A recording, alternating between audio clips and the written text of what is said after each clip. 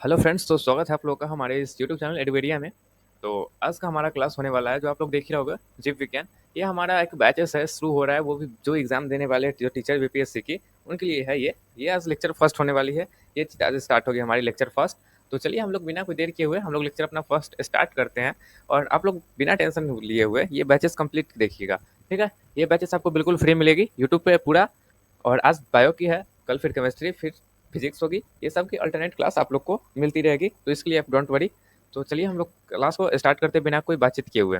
चलिए हम लोग सबसे पहले देख लेते हैं कि जीव विज्ञान क्या होता है। सबसे पहले इसका डिफिनेशन जानना जरूरी होता है हम लोग को। तो जीव विज्ञान जो होता है, विज्ञान की वह एक शाखा होती है जिसमें हम लोग सजीवों के बारे में अध्ययन करते हैं, मतलब सजीवों के बारे में जानते हैं।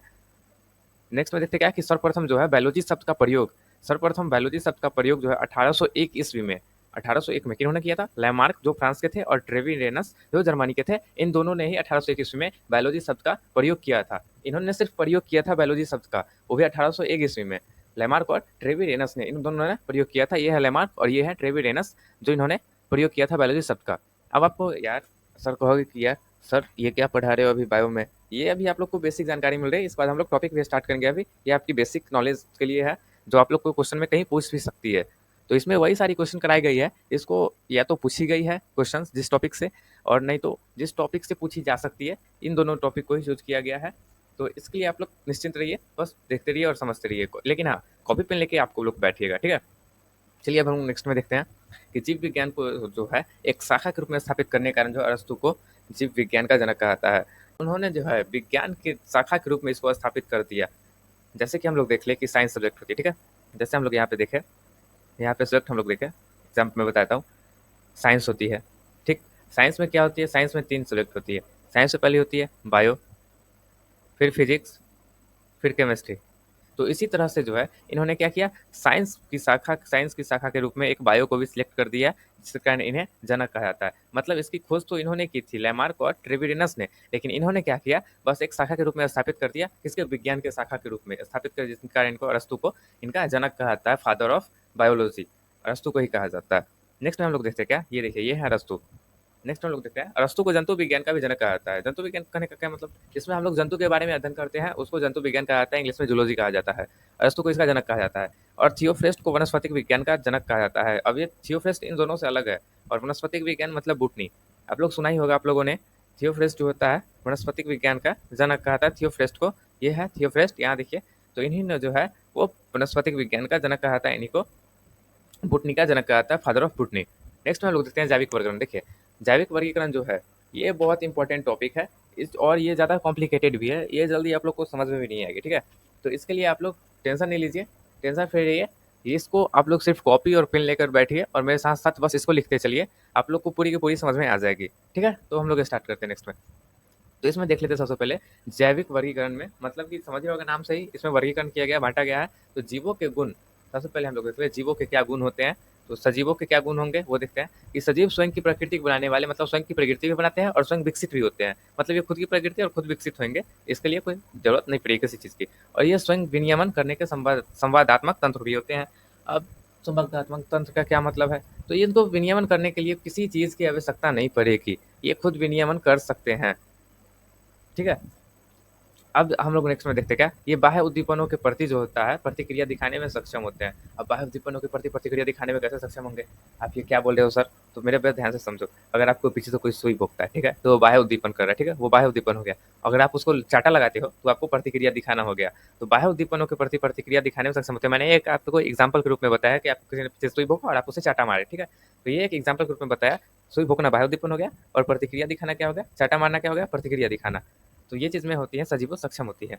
अब हम लोग देख लेते हैं निम्नलिखित गुणों के आधार पर जो होती है सजीवों को निर्जीवों से अलग किया जाता है। मतलब सजीव और निर्जीव को कैसे अलग अलग किया जा सकता है, किन किन आधार जो है, किस आधार पे हम लोग अलग करते हैं कि ये सजीव है और ये निर्जीव है। जैसे कि हम लोग कहते हैं टेबल निर्जीव है और मनुष्य जो है वो सजीव है, वो कैसे हम लोग करते हैं। तो हम लोग नेक्स्ट देखते हैं सजीवों में कि कैसे अलग करते हैं। तो सबसे पहले हम लोग कोशिकीय संगठन। कोशिकीय संगठन मतलब सभी सजीवों के संरचनात्मक एवं क्रियात्मक इकाई जो होती है कोशिका ही होती है। मतलब हम सब जानते हैं कि हमारे शरीर जो होती है पूरी कनेक्टिंग टिश्यू है, हमारे शरीर में पूरी कनेक्टिंग टिश्यू है। हमारे शरीर में जो जुड़ी हुई है, हमारे शरीर पूरी कनेक्टिंग टिश्यू से बनी हुई है। और इसकी संरचनात्मक और क्रियात्मक इकाई तो कोशिका होगी, क्योंकि हमारे शरीर पूरे शरीर में कोशिका है। तो इस चीज़ का आप लोग ध्यान रखना। ये देखिए आप लोग को यहाँ पे फ़ोटोज़ दिख रही होगी कि संरचनात्मकता की इकाई जो क्रियात्मक कोशिका है, आपको कोशिका संगठन की यहाँ पे फ़ोटो दिख रही है। इसको आप लोग नोट करते चलिएगा, बिल्कुल भी टेंशन नहीं लीजिएगा, आप लोग को पूरी-पूरी समझ में आएगी। हमारी इसके बाद नेक्स्ट क्लास भी आएगी, ठीक है? तो उसमें हम लोग और इंटरेस्ट तरीके से पढ़ेंगे। ये अभी थोड़ी-सी फर्स्ट क्लास है, तो आप लोग को ज़्यादा नहीं, बस इस पे थोड़ी-सी मेहनत करनी पड़ेगी, वो जैविक वर्गीकरण। ये बहुत कॉम्प्लिकेटेड टॉपिक भी होता है, आपको समझ में नहीं आएगी, तो इस चीज़ का आप लोग ध्यान रखिएगा। अब हम लोग नेक्स्ट में क्या देखते हैं, यहाँ पे उपापचय। उपापचय में 2 चीज़ें होती है, एक होता है उपचयन, दूसरा होता है अपचयन। अब इन दोनों के बारे में भी हम लोग देख लेते हैं। तो उपचयन में हम लोग सबसे पहले देख लेते हैं कि इस क्रिया द्वारा जो होता है सजीवों के शरीर में जो होगा सरल अणु से जटिल अणु का निर्माण होगा। मतलब छोटा से बड़ा चीज़ का निर्माण होगा। तो ये चीज़ आप लोग समझ रहे हो। जैसे कि हम लोग एग्ज़ाम्पल के लिए ले लें तो वृद्धि। जैसे कि हम बच्चे हैं, ठीक है? बच्चे में ज़्यादा हड्डियाँ होती है। जो छोटा बच्चा होगा उसमें ज़्यादा अधिक हड्डियाँ होती है और जैसे-जैसे हम बड़े होती है हमारी हड्डियाँ जुड़ते जाती है। तो हमारी हड्डियाँ फिर जुड़कर एक जटिल अणु का निर्माण करती है। तो वो जटिल हो गई। पहले छोटी थी, सरल थी, फिर जुड़ते हमारे जटिल हो गई। तो वही चीज़ होती है, सरल अणु से जटिल अणु का निर्माण होगा, जटिल अणुओं का निर्माण होगा किसमें? तो उपचयन में। उपचयन में सरल से जटिल अणुओं का निर्माण होगा। यहाँ देखिए आप लोग। और हम लोग देख लेते हैं दूसरा में अपचयन। उपचयन हम लोग देख लिया, अब अपचयन देखते हैं। इसमें क्या होगा कि जटिल अणु टूटकर सरल अणुओं का निर्माण करता है। अब जटिल अणु कैसे टूटकर सरल अणु का निर्माण करेगा? जैसे कि हम श्वास लेते हैं, ठीक है? रेस्पिरेशन, श्वसन का जब लेते हैं हम, साँस लेते छोड़ते हैं, तो उसमें क्या होता है हमारे शरीर में कि जटिल अणु क्या होगा कि टूटेगा। जटिल अणु हमारी टूट जाती है और सरल अणु का निर्माण होगा। अब नॉर्मली सी बात है, जब जटिल अणु जो होगा वो टूटेगा, सरल अणु में निर्माण होगा, तो हमारी ऊर्जा भी तो जो है वो मुक्त होगी, हमारी ऊर्जा भी बर्बाद होगी ना। तो उसी तरीक़ा से होती है, इसमें जटिल अणु जब टूटेगा सरल अणु में, तो बड़ा से अगर छोटा में जब टूटेगा तो उसमें ऊर्जा का भी निर्माण होगा। तो एग्ज़ाम्पल के लिए श्वसन हो जाता है। तो अब हम लोग नेक्स्ट में आगे देख लेते हैं टॉपिक वृद्धि। वृद्धि हम लोग पहला देख लिए कोशिकीय संगठन हो जाता है, जो सजीव और निर्जीवों में किस-किस जो कैसे कह सकते हैं कि ये सजीव है, तो उसमें हम लोग देखें सबसे पहले कोशिकीय संगठन देखें, दूसरे में हम लोग उपापचय देखें और तीसरे में हम लोग देख रहे हैं अभी वृद्धि। तो वृद्धि में अब हम लोग क्या देखते हैं, कि इस प्रक्रिया में जो है भोजन का प्रयोग कर जो होता है, नई कोशिका का निर्माण होता है। अब सजीव जो होते हैं जब आप भोजन किस लिए लेते हो, ठीक है? सिंपल सी आप बात बताओ कि आप भोजन क्यों लेते हो? भोजन लेने के पीछे भी तो कोई कारण होगी। तो हमारे शरीर में जो ऊर्जा आती है, ठीक है? ऊर्जा आती है जिस कारण हमारे शरीर में नई कोशिका का भी निर्माण। अब हम लोग आगे देखते हैं, आप लोग खाने पे ध्यान मत देना, यहाँ आगे देखना, ठीक है? तो नेक्स्ट में हम लोग देखते हैं कि अब चेतना। हम लोग तीसरा भी क्लियर कर लिया वृद्धि और चौथा में हम लोग देखते हैं चेतना। तो इसके अंतर्गत क्या होगा संवेदनशीलता आती है। यानी सभी जीवों में अनुभूति करने की शक्ति आती है, इससे आप अनुभूति करते हो। आपको डर लगता है भूतों से? आपको अनुभूति हो रही है ना, मतलब आप सजीव हो, आप निर्जीव नहीं हो, ठीक है? तो ये चीज़ होती है। मतलब कि जल, प्रकाश, ताप से आपको हाथ जल जाती है, ठीक है? और वही कुछ निर्जीव चीज़ों को रखो, तो उसको कुछ नहीं होगा, वो ऐसे ही चलता रहेगा, आप बस रखे रहो। और सजीव को क्या हुआ, उसको बोलो तो रख के दिखाने के लिए आग में हाथ, देखा ना हाथ जल जाएगा। तो वही बात होती है, उसकी अनुभूति होती है। आपको अनुभूति हो रही है कि हाँ, आपका हाथ जल रहा है, आपको अनुभूति हो रही है, आपको डर लग रहा है, ऐसा होता है, तो आप नॉर्मली आप जो इंसान ही हो, आप सजीव हो, आप निर्जीव नहीं हो। तो वही इसमें चेतना में होती है, सिंपल सी भाषा में आपने समझ लिया। तो इसमें रासायनिक पदार्थों के आदि के प्रतिक्रिया दिखाने के सक्षम होती है। तो वही चीज़ें हैं गुरुत्वाकर्षण, ताप, अनुभूति। जैसे कि मैंने आपको एग्ज़ाम्पल में अभी बताया, भूतों से डरना, ताप, आगों से डरना, तो ये सब चीज़ों का अनुभूति जो होती है, हो गया तो आप नॉर्मली ठीक हो, सजीव हो। तो अब हम लोग नेक्स्ट में बात कर लेते हैं यहाँ पे। ये देखो, इस लड़के को, ये आपको दे रहा है, ये रिएक्शन हो रहा है ना यहाँ पे, लगता है इससे पीछे से कुछ कर दिया, पिन कर दिया, जिसका कारण ये आपको देख रहा है इस तरह से, ठीक है? आप ही को देख रहा है ये लड़का, ध्यान से देखो। अब हम लोग नेक्स्ट में देखते हैं द्विनाम पद्धति।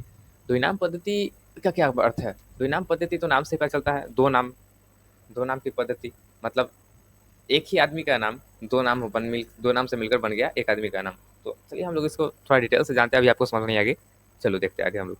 आधुनिक वर्गीकरण की शुरुआत जो हुआ था, कैरोलस लिनियस के द्विजगत सिद्धांत द्वारा हुआ था। मतलब आधुनिक वर्गीकरण का शुरुआत कैरोलस लिनियस ने किया था, ठीक है? आप लोग इस चीज़ को याद रखना, कैरोलस लिनियस ने किया था। अब कैरोलस लिनियस को हम लोग देख लेते कौन है। यही जो है कैरोलस लिनियस हैं, जिन्होंने आधुनिक वर्गीकरण का शुरुआत किया था। इन्होंने जो है द्विजगत सिद्धांत का स्थापना की, द्विजगत सिद्धांत इन्होंने ही चालू किया, लगाया, जिसके कारण इनको जो है जिनका कारण इन्हों जो है टैक्सोनॉमी, फादर ऑफ टैक्सोनॉमी कहा जाता है, वर्गीकी का पिता कहा जाता है। तो ये चीज़ आप लोग याद रखना, आधुनिक वर्गीकरण की शुरुआत जो किया था कैरोलस लिनियस ने किया था और इन्होंने 2 वर्गों में बाँटा था, एक जंतु जगत और दूसरा पादप जगत। और इन्होंने क्या किया था, इसी के कारण इनको वर्गीकी का पिता का भी कहा जाता है, फादर ऑफ टैक्सोनॉमी कहा जाता है इसको, तो कैरोलस लिनियस को। ये चीज़ आप लोग ध्यान रखिएगा। और 1753 ईस्वी में कैरोलस लिनियस ने क्या किया था, द्विनाम पद्धति को भी प्रचलित किया। 1753 ईस्वी में, कितने 1753 ईस्वी में द्विनाम पद्धति को भी इन्होंने प्रचलित किया। किन्होंने, कैरोलस लिनियस ने प्रचलित किया था। इसमें क्या था ना कि जीवों का जो नाम था उसमें 2 शब्द से मिलकर बना हुआ था। जीवों का नाम 2 शब्दों से मिलकर बना था। था। तो दो शब्द से मिलकर बना था, जिसमें पहला शब्द वंश का होता था और दूसरा शब्द जाति का। देख लेते हैं। तो इन्होंने जो था पहला शब्द जो है वंश और दूसरा शब्द जाति, तो इन दोनों पे किया था। मतलब दो नाम से जुड़कर बने थे, तो पहला शब्द जो था वो वंश था और दूसरा शब्द जो था वो जाति था। जैसे हम लोग एग्जाम्पल के लिए देख ले, एग्जाम्पल के लिए अगर हम लोग देखें तो यहाँ पे देखिएगा आप लोग, ठीक है, यहाँ पे आप लोग गौर से देखिएगा, ये देखिए होमो और यहाँ पे सेपियंस। तो ये चीज़ें जो है ये दोनों आप लोग को नाम दिखी, होमो और सेपियंस। तो ये मनुष्य का जो है रसती ये वैज्ञानिक नाम है। जैसे कि मनुष्य का वैज्ञानिक नाम क्या होगा, मनुष्य का वैज्ञानिक नाम, मनुष्य का जो वैज्ञानिक नाम रखा गया था वो रखा गया था होमो सेपियंस, होमो सेपियंस। होमो सेपियंस जब इनका नाम रखा गया था मनुष्य का, तो ये पहला शब्द कौन सा था, ये सबसे पहला शब्द था वंश, ये वंश था। और दूसरा शब्द सेपियंस जो था ये जाति नाम था, ठीक है। तो ये वंश जाति, ये किस वंश के थे, तो होमो वंश के थे। और होमो वंश में किस जाति के, तो होमो वंश में सेपियंस जाति के थे, ठीक है। ये होमो वंश के सेपियंस जाति से थे। तो ये चीज़ आप लोगों ने समझ लिया। तो इस चीज़ को आप लोग ध्यान रखना, ठीक है, और इसको नोट भी करते चलना।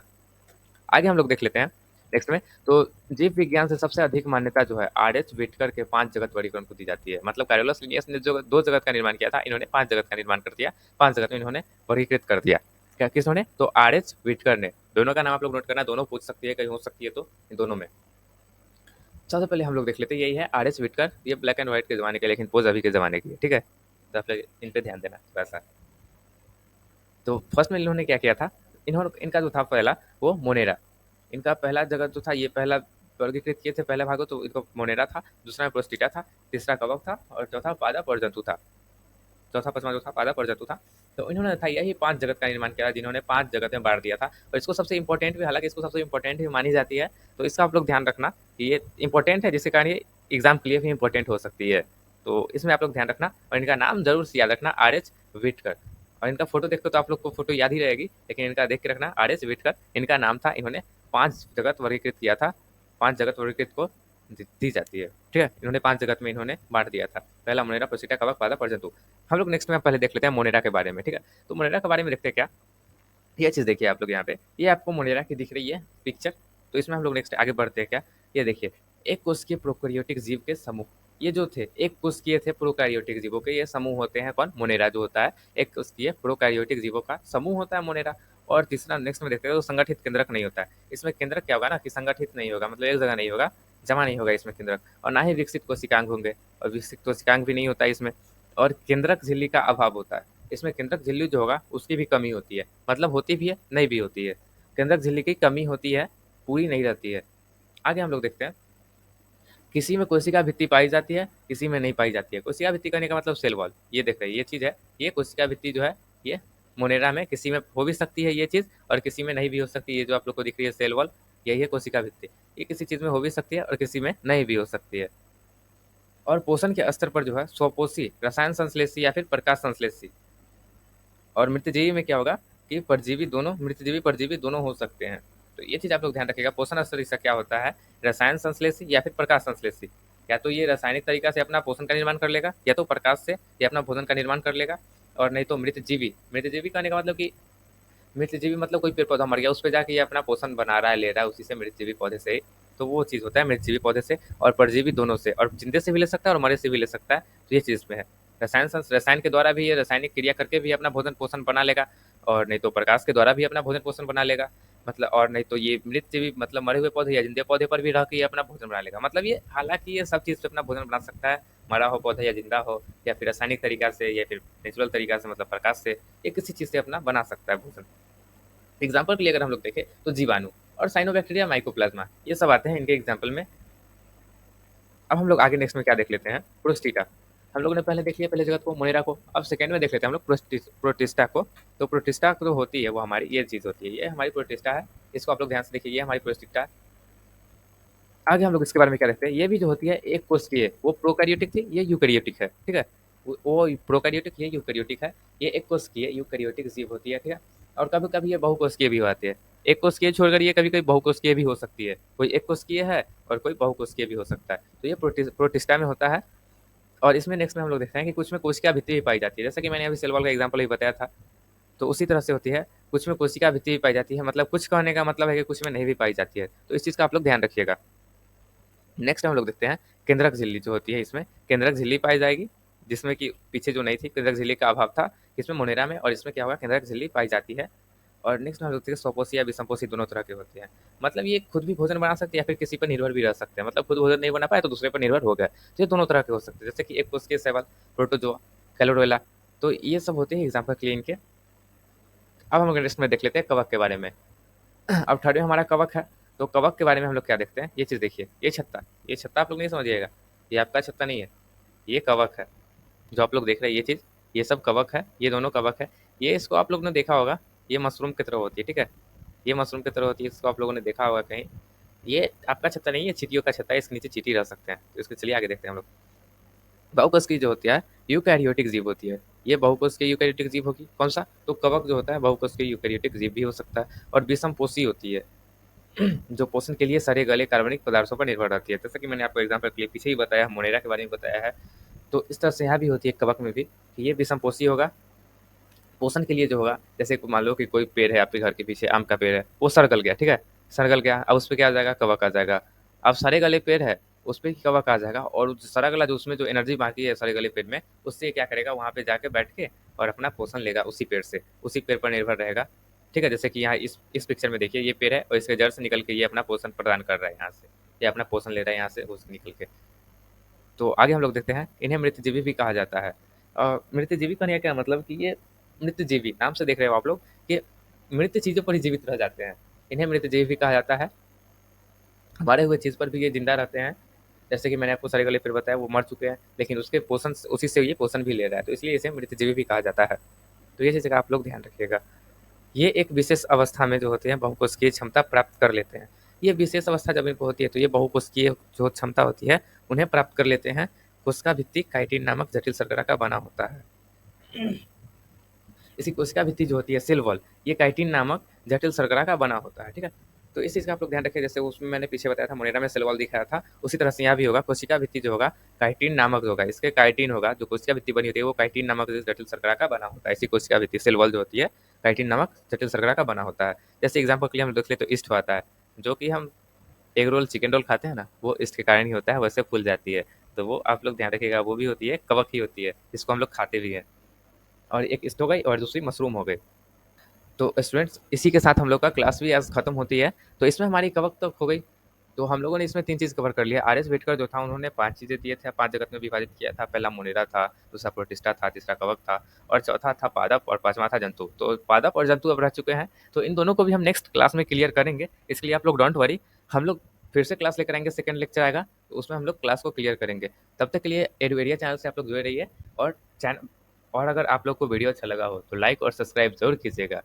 लीजिएगा। तब तक के लिए थैंक यू, बाय बाय। फिर मिलते हैं नेक्स्ट क्लास में, आप लोग से फिर मुलाकात होगी अगले क्लास में। तब तक के लिए बाय बाय।